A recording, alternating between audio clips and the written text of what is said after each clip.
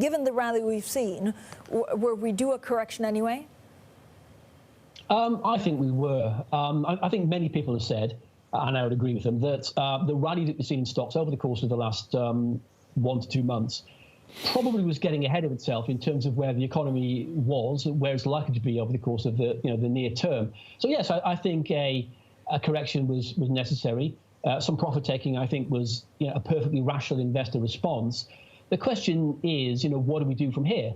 And I maintain my view that there really isn't any other option other than to invest in equities for the simple reason that it's the only asset class which is generating any form of decent yield, given that we've got interest rates on the floor, and indeed in some cases well below it, across large parts of the industrialized world.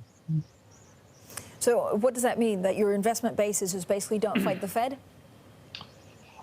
Yeah, I think that's a fair comment. Don't fight the Fed. You never fight the Fed because you invariably end up losing. I mean, I agree with the Fed in terms of the fact that the outlook for the US economy, and indeed I think many other economies, looks pretty grim for the foreseeable future. But that doesn't mean to say necessarily that equities necessarily will have to remain on the floor. There is scope for a bit of a rally, primarily because I think if you're looking a little bit further ahead, as you expect to see company earnings begin to recover after a very weak second and possibly third quarters, there is still some juice left to be squeezed there, I think.